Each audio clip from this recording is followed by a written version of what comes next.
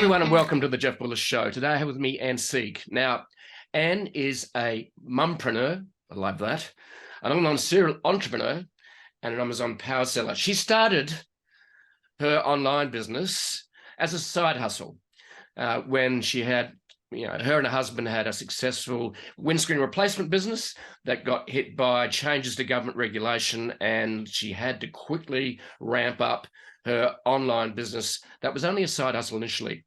She was a top producer in an online sales company before, but she decided to go out and start on her own.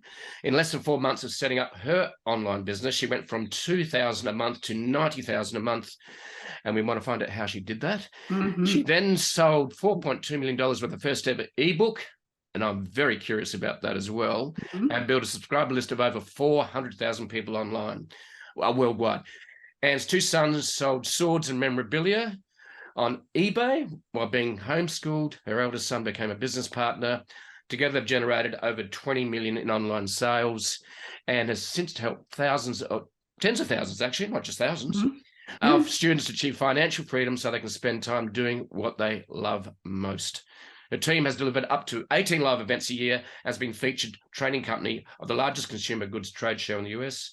Her mission is to help strengthen the family economy so they can quit their day jobs, pay off their debt, assist family members achieve the mobile lifestyle of travel and adventure.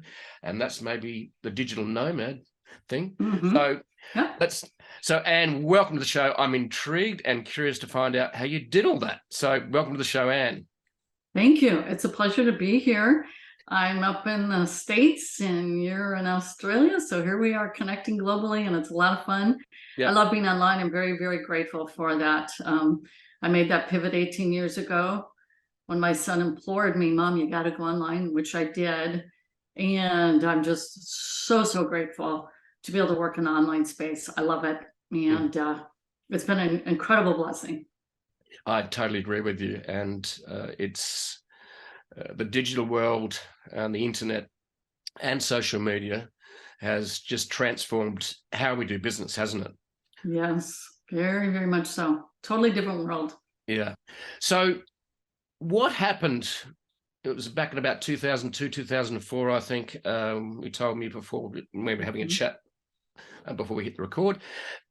What happened back then that you had a little side hustle, your main business that supported you and the family, your husband's business that you were obviously supporting him with, just suddenly with a stroke of a pen, the government legislation made it almost impossible to actually make it work. So tell us about that. What happened? Yeah, so we had that business for 12 years and it was wonderful. In the time that we had it, it allowed me to work part-time. I did homeschool our 3 sons for 12 years. So that was the main bread and butter, was that windshield replacement business. My husband loved it. He's a hands-on guy. He's not this internet stuff. He likes his hands-on stuff and the real world stuff. So he really did love it. He loved servicing his customers. We had throughout the Twin City Metro in St. Paul, Minneapolis. But basically, it was the big insurance companies monopolized that industry and had tremendous influence on the Minnesota legislature to bring in a law that was basically had to do with advertising practices. And so people were doing these little bonuses that they would give, that they would advertise, which is where we got our bread and butter, was through advertising.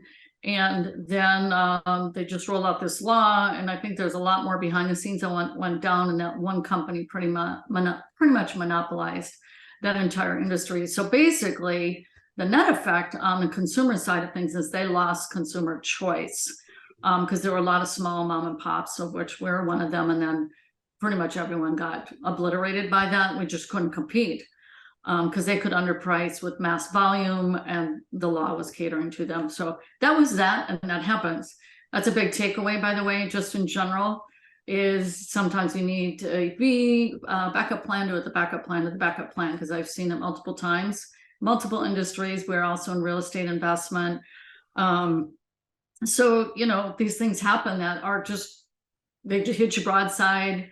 Were there things we could have done? Yeah, I mean, that was kind of almost pre-internet at that time. We didn't have a website or anything. And now with what I know, we would have had a way different, much more control of our marketing. But Anyways, so I'm a pretty ambitious kind of person. I'm not one to just sit around and twiddle my thumbs. I like to take charge of things. And so I had actually been in and out of direct sales. I was actually a gymnastics coach professionally also. I have run a sports gym for a number of years while raising our children and whatnot. But I had done direct sales. And so then my son got into direct sales and a little out of high school. And then I ended up coming into that direct sales organization with him, worked really, really hard. It just wasn't materializing. And so he kind of went his own way to study online marketing. And then I was frustrated. He said, Mom, you got to go online. And so I did. And that changed everything. I came into a training company. And my first online experience was very good. And I do know a lot of people fall into harmful, I guess rightly so, we can say there are a lot of scams out there because you have these people who set up their shop, they have no operational skill sets, they have no depth, they have no team, and they're taught to create a course and deliver something, and they don't have the ability to fulfill. And so anyways, my experience was very favorable. And I'm still working with this gentleman that I met 18 years ago, was my first online mentor. He now works with me, and we have been working together for almost 18 years. Right. So I was very blessed to land in a good place where I got a lot of help.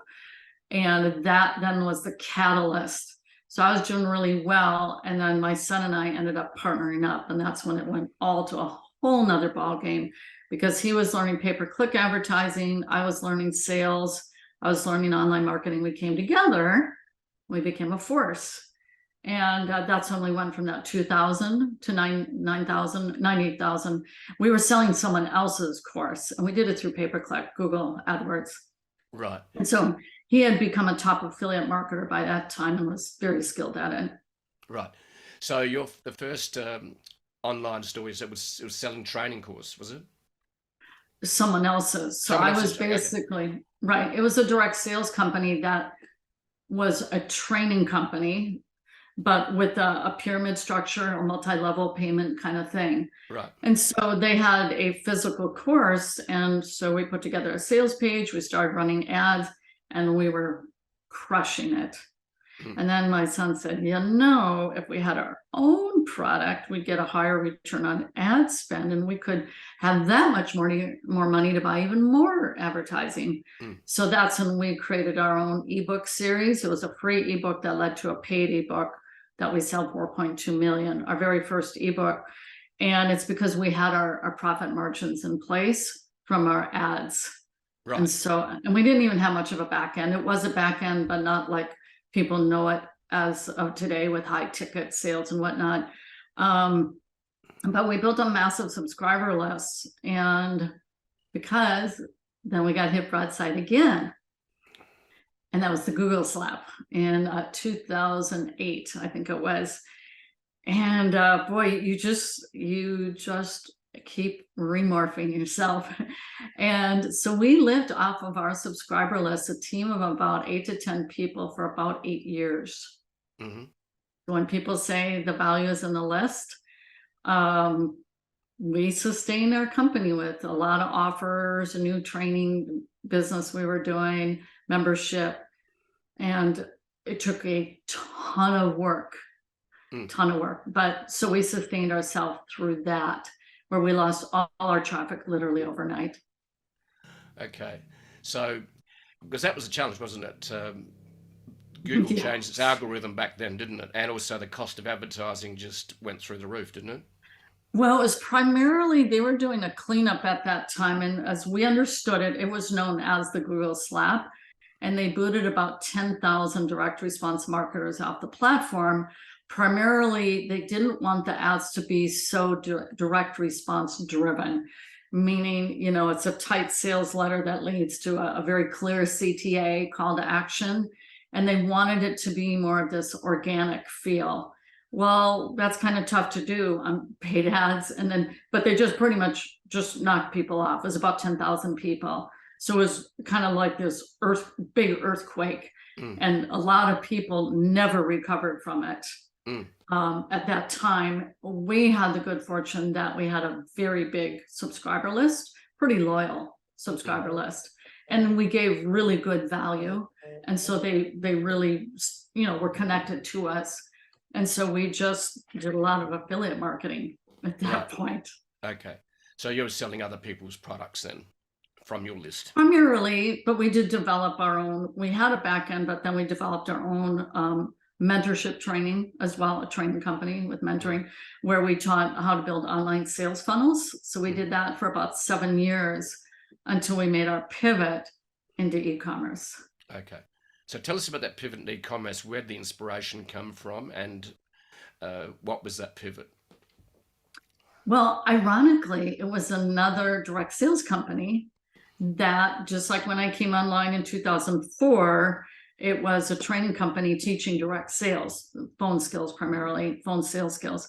This one was about how to sell eBay and Amazon, to use eBay and Amazon in tandem. And so my cohort, who we had worked together, so he was my first online mentor, he said, I've been doing this and I'm making money pretty fast. And I said, oh, that's interesting. So I told my husband, who's a total non-techie, and he's like, yeah, I still have my eBay account. It was basically flipping products from Amazon to eBay. It was drop shipping, right? And which is, Amazon does not allow drop shipping any longer. And so, unless you're the seller of record, to be clear. But anyways, so he started making money, and I'm like, I think our members would do really well with this. So I had an Inner Circle membership at that time, and I did a promo webinar on New Year's Eve Day, 2013. They all joined, they all started making money immediately. So they were learning the arduous online marketing, and then come to e-commerce, it was like very easy because they've already done the sales and marketing. They are the sales funnel, right? eBay and Amazon. And so then we made this slow arcing pivot. Took us about 1.5 years to do our messaging and everything, and shift then into an e-commerce training company. Right. And that's what you've been focusing on ever since. Yes. So it's been 10 years this coming December. And I got to tell you, when COVID hit and all that, we were like in Noah's Ark, sitting really pretty. And we had no issues. There were no forced mandates on our team members and all this noise that was going on, because we all work virtually from home. And our team is international. We've got people in the Philippines, Italy, and then primarily in the US. That not only were we in this Noah's Ark kind of phenomenon, but our sellers, their sales were exploding. Right. Yes. So it was just the perfect destiny to have made that shift, that we weren't under all the pressure that so many people were having to suffer under. It was very sad. I really felt so badly for all the small business owners, brick and mortar, who got mandated to close down, whereas somehow the virus didn't exist in Walmart and Lowe's, It was a curious phenomenon. I thought, that's amazing. So, anyways, that's a sidebar thing there. But all to say, we just were, because that all was noise that went right, and we just kept right on cruising, and it's only benefited us, because then people were sent home, and then these people go, well, that's interesting. I wonder what else can I do working from home? Right. And then we've serviced those people. Cool. So take us through a little bit about some of the steps for people to start an Amazon store, which is what we're talking about, isn't it? Which is what you train them to do. Is that correct? Mm-hmm. So can you just give us a high, overarching look at what are the steps for people to start their own Amazon store, an e-commerce business via the Amazon? First you have to get approved. You have to apply. The application process is a little more arduous, because a lot of Chinese sellers came in and set up fake accounts. So they just want to make sure that you are who you say you are. So we have a training on it, and here's a worksheet to gather your documents. You basically have to document and literally show up on a video with Amazon that they go, yep, yep. They're looking at your license or whatever, a photo ID. So there's that. And then I don't know to what extent your folks know about e-commerce, so I'm going to go big picture on that. I liken it to, and by the way, we teach FBA primarily, fulfillment by Amazon, which means we are primarily catering to the prime customers who grew by 100 million during the COVID lockdown. So it's and what was it, 5.6 billion in subscriptions between March and April of 2020. It just exploded because no one could go shopping anymore except the big box stores. So they went rushing into Amazon, and then their Prime subscriptions grew. So through FBA, you can look at it as there's a cash register. And the cash register is Amazon. On one side are Prime shoppers, and on the other side are the Amazon sellers. And we're 58% of the goods sold on Amazon to third-party sellers. So with that, then the main rub of the matter becomes, well, I want to sell on Amazon, but I'm not really sure how I'm going to find products. Well, that's the right thing you should be thinking. So you'll hear of all these different methods. Oh, there's merch, there's print on demand, there's liquidation, there's trade show sourcing, there's wholesale, there's private label, there's arbitrage. So we have taught all those methods, but we always start people with the arbitrage method. And arbitrage simply means buy low, sell high. You're just sourcing from another store, not a wholesale. You're sourcing from another store, Walmart, Walgreens, Costco. You know, I don't know what the names of the stores are in Australia, but so you're buying low and you're selling high on Amazon. And there are tools and software that help you do that. And the big difference there is you have the real-time data for what the sales velocity is, what your competition is, most importantly, what your profit is. And so you're making a very well-calculated buying decision into that product that you're then going to invest in, buy, and then sell it on Amazon through FBA. And what that means is, as a seller then through FBA, you're responsible to get that product shipped into the Amazon warehouse, because Prime is on the whole thing, you get the free 2-day shipping. Well, that happens only through Prime approved products, means they have to be in the warehouse because Amazon can guarantee that delivery.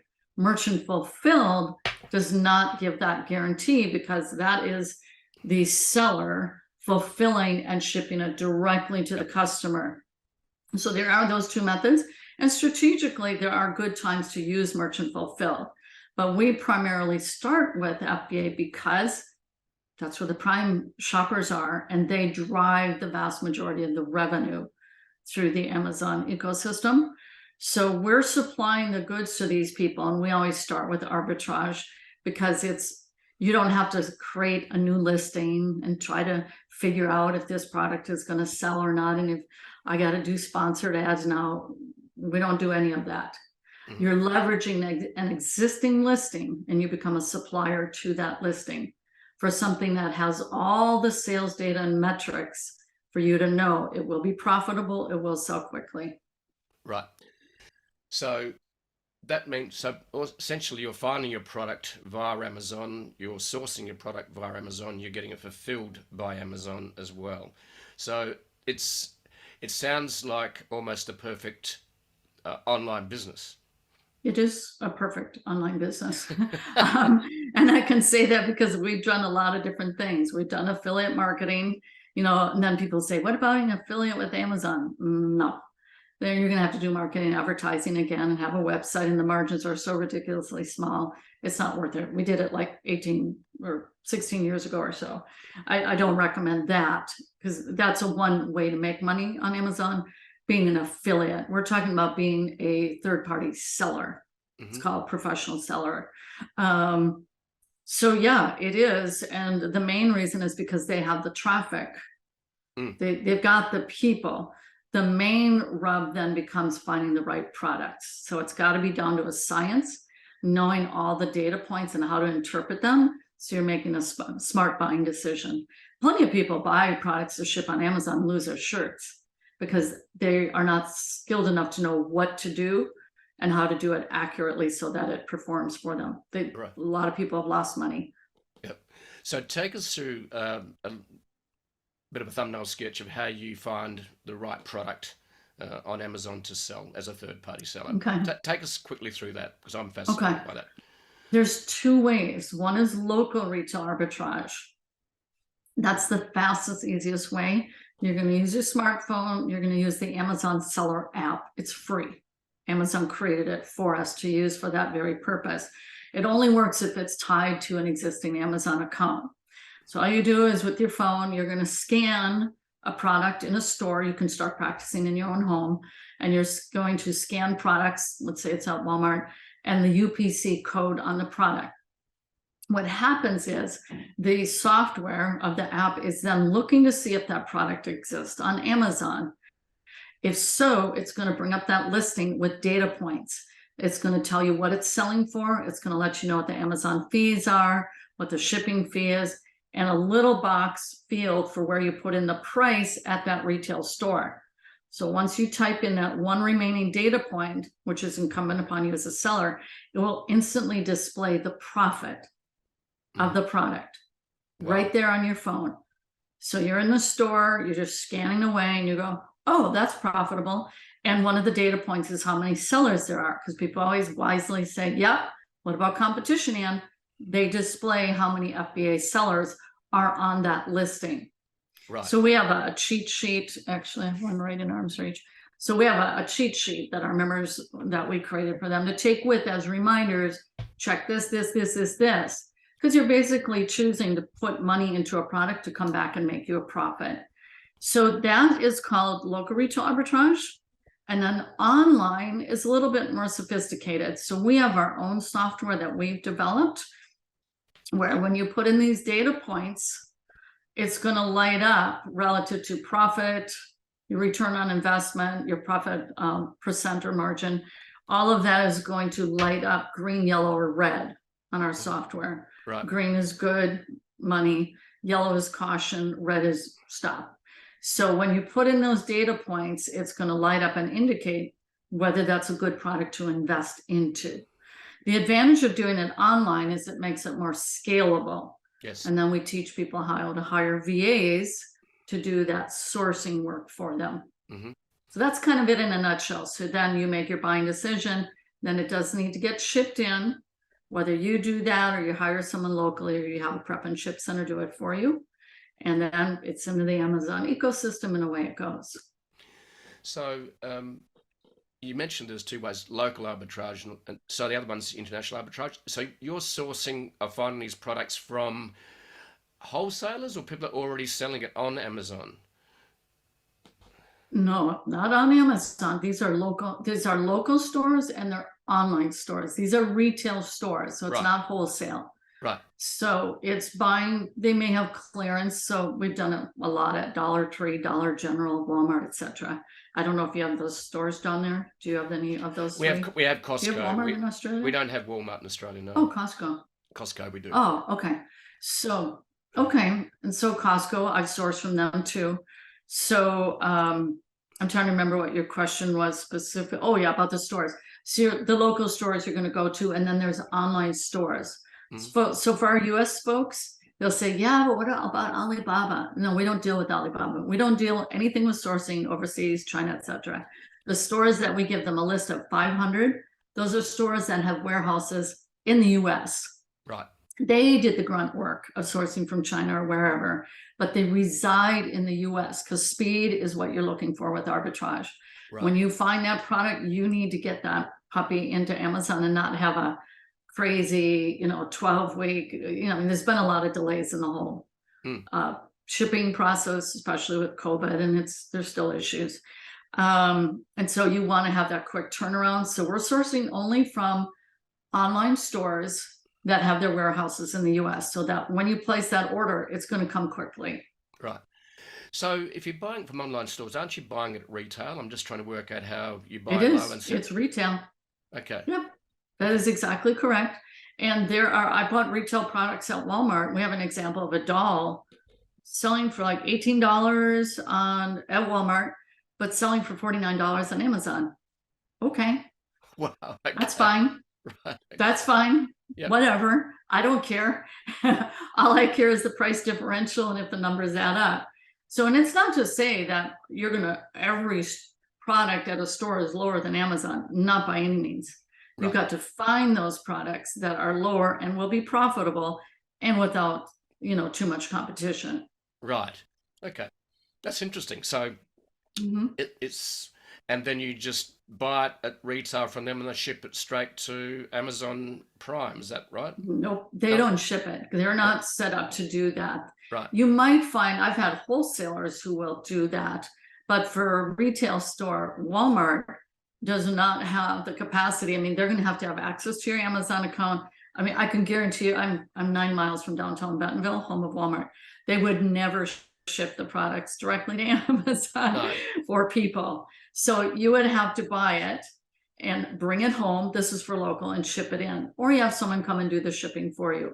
Right. So the retail stores don't ship for your benefit into Amazon, because it's got to be attached to your account with your Amazon store identifier.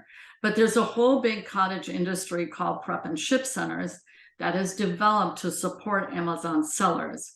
It all started with the seller who's doing their own shipping and going, I think I could do this for other people. And before you know it, they're developing the shipping center, and they make themselves available for other, especially wholesalers, private label, even online arbitrage, that if you have the order sent to their prep and ship center, then they'll prep it per Amazon specifications and ship it into the Amazon warehouse. Right. So they're supporting, and obviously they get paid, like it's about $1.50 or $1.25. It varies from prep center to prep center. Right. So in terms of that, so fulfillment by Amazon, but there's an intermediary between who you're buying it off and getting it to Amazon for them to fulfill. Is that correct? I want to make sure I understand you. Can you say that again? Okay, so fulfillment by Amazon means that Amazon stocks it and ships it. So how are you sourcing it, buying it, and then shipping it via another intermediary? Is that what you're saying? Yes. Okay. So I think I get what you're asking. So yeah, we get it shipped in, whether we do it ourselves personally, you hire someone to do it, or a prep and ship center does it. Somehow our products that we buy need to get into the warehouse. When it sells, Amazon fulfills and ships it out. Right. So there's two shipping processes: us getting it into the warehouse, making it FBA qualified or prime qualified. And then Amazon takes over everything from there. Customer service, getting that product shipped out, they take over from there, which makes this a very leveraged system, because they have the customers, the most rabid buying customers on the planet, and then they handle the transaction, obviously, get it shipped out, and customer service. Right. So if you... So the challenge would be, as I said too, tell me if I'm right or wrong here, is that you're going to have to pay for the product up front first. Is that correct? Yes, that is correct. It's not drop shipping. No. Okay. Right. And that means you're going to have to fund growth. In other words, because there's a gap between you spending money and getting your money back. Okay. Yes, pretty much like any retail store. Yep. They're taking that risk to put products on their shelf in hopes that they sell any store that you shop at, whether locally or online. And so we run that risk, and that's where the expertise comes in. You better know what you're doing when you're buying these products, because you're basically taking money from your bank account and saying, I think I have a better chance of my money going further. I mean, we've got massive inflation going on here in the States, so you lose money as it stays in the bank. Okay, here you put that money into a product. And by the way, we look at 25% margin is the minimum that we want. It'll be up to the seller, but we recommend a 25% profit. The restaurant industry is 5 cents if they're lucky. So they live on very thin margins in a restaurant. So as a retailer, and this data point, you know exactly what the profit is, the percent. So you're going to know, okay, good, this looks like it's going to be a winner for me. So then you move forward with it. So it's making your dollar work harder and bringing back profits with it. Okay. So what you've done is you've identified where the biggest opportunity exists with Amazon FBA online e-commerce businesses. And then you train people on how to bring your expertise, train people so that you make sure they navigate all the reefs and issues and challenges along the way. Yes. And that is done through one, knowing the data and how to interpret it, so our software. And the other thing is Amazon it's a nuanced ecosystem. You get this email, now what do I do? You get this, all sorts of scenarios come up. So we've trained over 9,000 students in the last 10 years. So we've seen just about everything under the sun. Right. And that's the biggest frustration people have, is when they commit to learning something and then they get stuck, and they told me they would help me and I can't even hear back from their customer support. And you hear all these painful stories where I thought I was going to get help, but I never got the help that they promised me. Because you are going to need help. There's no refuting that. Yeah. You're absolutely going to need help, because it's just very nuanced. Q4, we have specialty training just for Q4, because it's a very dynamic selling period. And so you have different strategies you employ during the Q4 selling season. Right. So it takes professional advice. Right. So in terms of the training program that you run, is it programs or one singular program essentially with? We have had a number of training programs over the last 10 years.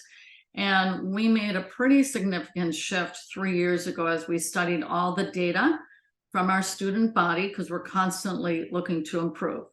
Our ultimate goal is to create success for our members, bar none. We're uniquely, we are on it.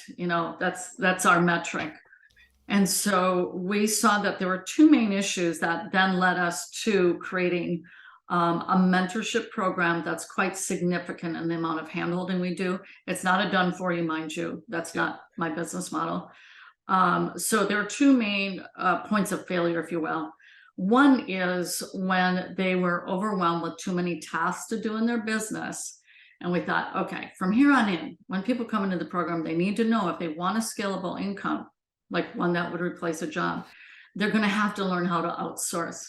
So we brought in our whole VA training system. It's quite A to Z. It's very regimented processes, all the worksheets that you need, etc.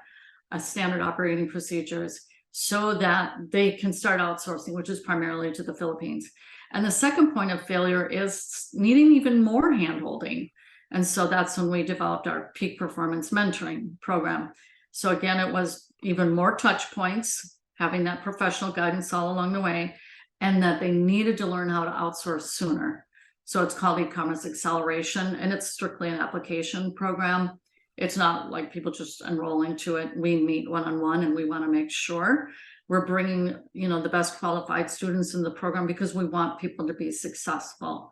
So, and that's through the eCommerce Business School is the name of our business. Right. So, and in terms of what are the price points for being, I suppose, training and then mentorship? Because you're really mentoring. Is that correct? Is that the main training you do, or education? It's both. So we have a training foundation that is very thorough, very detailed, very step-by-step. You have an action step for every video module that you watch. That's bedrock. You have to go through the training. Some people, I don't want to do the training, or the wrong program. You got to go through the training. And then the mentorship is primarily small group coaching. We have the peak performance, which is one-on-one serial group coaching. We have one-on-one coaching. We have a daily accountability call. I'm just going to say, I've worked even with millionaires who come into our program and they say, I want you to hold me accountable, Ann. And I'm like, but you've sold a business for millions and you're asking for accountability. Okay. People like accountability. Yeah. So we have a daily accountability call Monday through Friday. We have a free training every Saturday just for people to check us out, called Saturday Morning Live on our Facebook page or Facebook group. And and we have a mastermind community of about 2,900 members.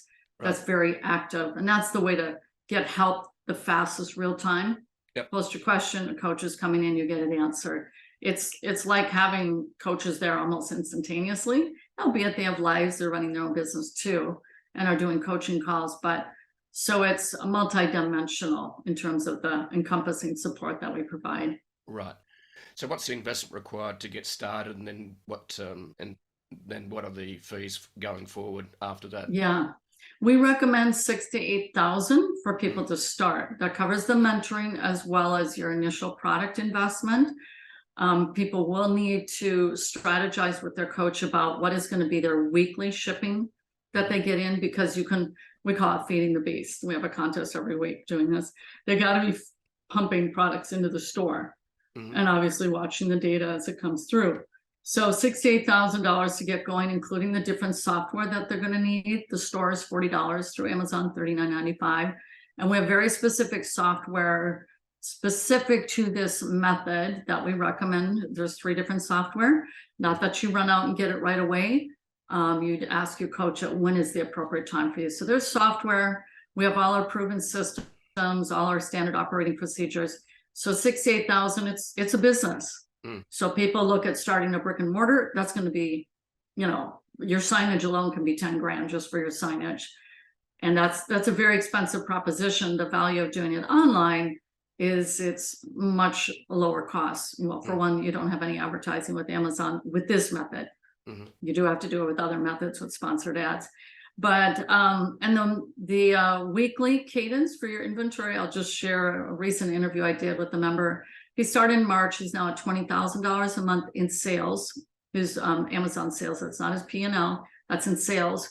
But I know he aims to get a 25% profit. So he's sending in $1,000 per week in inventory, and he worked up into that. So that's yielding him $20,000. So he's probably at around, and I don't want to say specifically because he didn't show that data, it's probably at least $5,000 a month in profit for him, depending on his operating costs, which varies from one owner to another. Some are very good about operating costs, others not.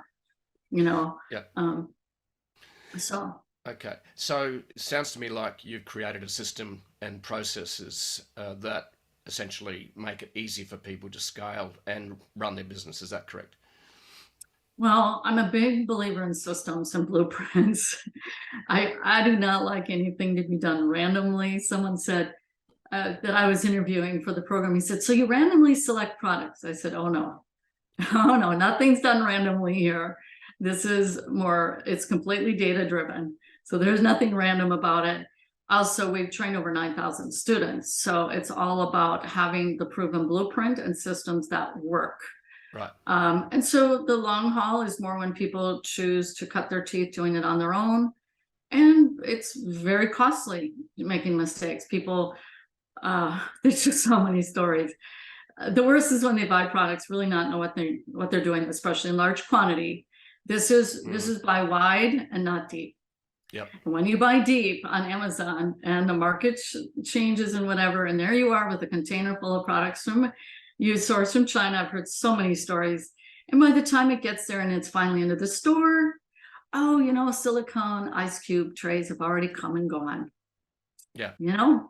And the stories abound because that was a very popular teaching about 8 years ago. I call it the one-hit wonder. Right. You're going to find your one-hit wonder from China. I don't even remember the program, but it is one of the most well-known ones. That's the way you go get your shirt cleaned. I mean, you're just, it's such a risky method. It sounds glorious, but it's not practical. It's not pragmatic for a beginner. Yeah. It really isn't. Yeah. So what you're doing is you're really training a very low risk strategy to sell on Amazon. 100%. Yeah. 100%. And is that model, I think you might have mentioned it, is that type of system is local arbitrage? Is that what you're saying? We teach both within the course, but the more scalable one is online. But I have a gal who does $750,000 with local, single-handedly. No one doing her shipping. She does it all. So, and that's a very significant 6-figure income to do $750,000. That's one person. Right. I'm not saying I have a lot of people doing that, but she's doing it. Right. I've talked to her. She just sends in her screenshot. I've seen it. So the local retail arbitrage is more linear income, if you will, more incumbent upon you. Though there's families who develop teams and they're doing $2 to $3 million a year with it. Right.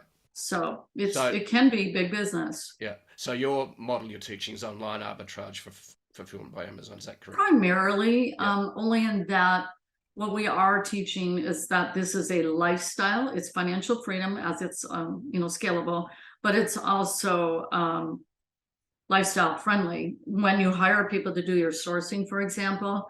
So one of our trainers has 11 virtual assistants who are little bumblebees looking for products every day, team of 11. Right. So she's got it mastered and she has very good KPIs on all her people. She's tracking their performance. She's a great leader to her team. you know, and they serve her so she's homeschooling her kids. She has a PhD in biochemistry. Wow. Now she's got a successful Amazon business. Right. Okay. So what are some of the things that, just to wrap things up, I know you've got time's precious for all of us, but what are some of the top tips that you would recommend if someone wants to start an online store? And I'm already thinking about some answers, but what are some of the top tips that you would recommend to our listeners and viewers about starting an Amazon store, managing it, and making it successful? What are some of the, a few top tips? Well, I would say part of it, the biggest is your mental makeup. You have to be mentally disciplined. So I come from the sports world and I tracked everything. I did it as an athlete and I also trained, I had gymnasts and we were tracking things that, for example, the metrics that were important is their strength and flexibility. And I would do once a month testing on them and I would track this. Okay, so we have something called an end of day tracker as a tool. I've been using it since 2007 internally for my own company, for my own staff. So if it's good enough for me to help create the businesses I have, I'm going to have them use the same kind of tools that I use within my team. So the end of day tracker, the numbers don't lie. So the biggest challenge people will have is remaining consistent in their commitment to grow their business. Bar none. There's no bigger challenge than that. If you can stay committed, you will be successful. You do have to be coachable. And I mean, really ready to receive professional advice. Believe it or not, there's some who are resistant. It's like, hey, that's what you're paying for. Exactly. It's hard earned. And you're going to just go down what rabbit trail when you're brand new?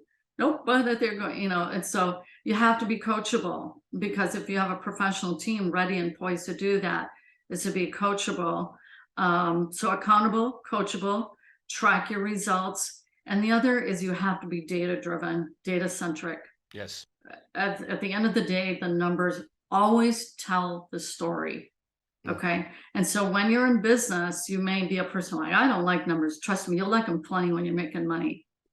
You'll do just fine. You'll get really interested in numbers when it's like, ooh, that was my profit, and ooh, how many more can I sell? So being number-centric, appreciating data, that is what creates a success. Be action driven. Don't be just a dreamer.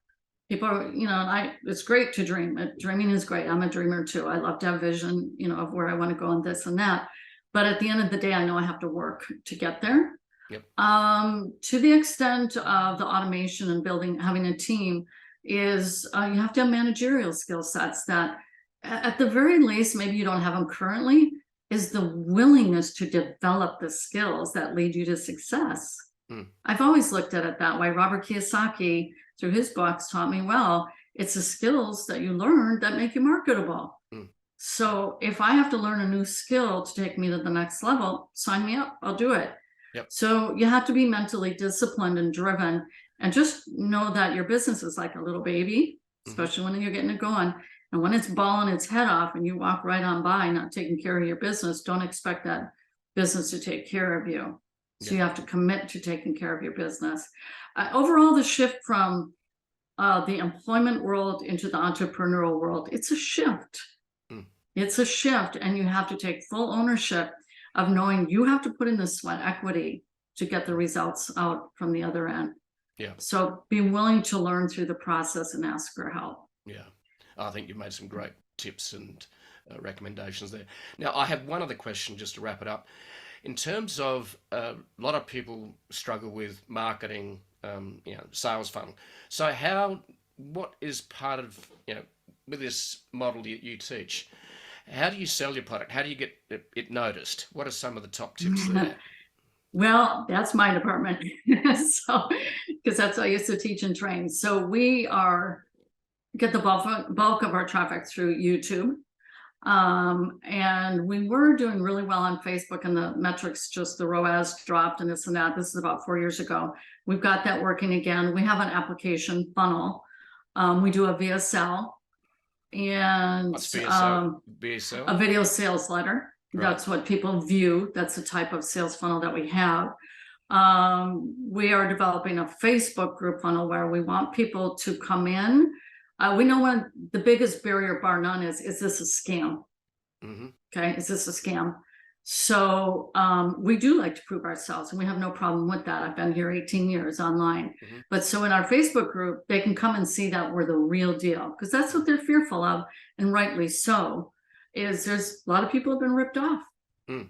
Plain and simple, they have. And I know it's true, Right. because there's a lot of inferior operators out there. I don't know that it's always malice. I think definitely that exists, but they're just really poor operators. They don't know what they're doing, and they are overcommitted and don't know how to really run a business. And then they're gone with people's money. Yep. It's awful. But some are serial ripoff artists. I hate to even talk about that stuff. That's kind of the bad side of the industry, and there's a bad side to every industry, by the way. Yeah. Lawyers, doctors, you name it. So that's primarily what we do to market. And then we have a sales team. So right. Yeah. So I do both sales and marketing. Right. Okay. And I'm the CEO, so I run the company, but I oversee those two departments. Yep. My training is headed up by a 14-year Amazon seller. Right. Okay. So you primarily, way you market your business is with YouTube ads. Is that what you're saying? Yes, we do paid advertising, and we know our ROAS, return on ad spend, and we track all of that. We're pretty well developed in that because we've been doing paid ads for 18 years, very, very, very long time. Right. Okay. And then because you've got a high ticket item, obviously, then you're going to have to get people on the phone. In other words, to actually convert them. Is that correct? Correct. Yep. And I'm one of those people that I'm on the phone talking to folks. It's fun talking to the people, getting to know them. Yes. And we really do want to make sure it's a good fit. And some folks, we say, like, if they don't have a computer, I say, well, you're going to have to get a computer and maybe take some classes somewhere, because it is 2022. Yeah, that's exactly right. So I'm glad you're catching up with things. But honestly, they're just going to have a bit more of a learning curve if they're just like, well, I do everything on my phone. Well, this is going to be an online business. So you need a laptop or a PC, one of the two. Yeah. No. Yeah. It is 2022. It is 2022. It's high time. And I get it. My husband is not fond of all this online stuff. He's like, I wish you were horse and buggy. Oh, right, you do. You'd have to be picking up horse poo-poo. So anyways, I love it. I think it's a great place to be. It's endless. It's a good place to be. Yeah, it is. And certainly we live in great times, really. There's never been a better time to start an online business or start a business, especially if it's online. And that's... yeah. It's not too late, that's for sure. I know the world has gotten a little bit weird, but it's really where everything is shifting. I didn't answer your question from earlier about what comes after the program is really getting honed in on the numbers. We call it Ecom Exec, and really, really developing the understanding of your numbers. And we go into other sourcing methods as well through that. Okay. Well, thank you very much, Anne, for sharing your wisdom and insights. It's been an absolute pleasure. I've learned a lot, and that's what I love about doing the podcast. Is I learn so much just from having chat with smart entrepreneurs from all around the world. And thank you very much for sharing your wisdom and your stories. It's been an absolute pleasure. Thank you. Oh, you're very welcome. It's been my pleasure.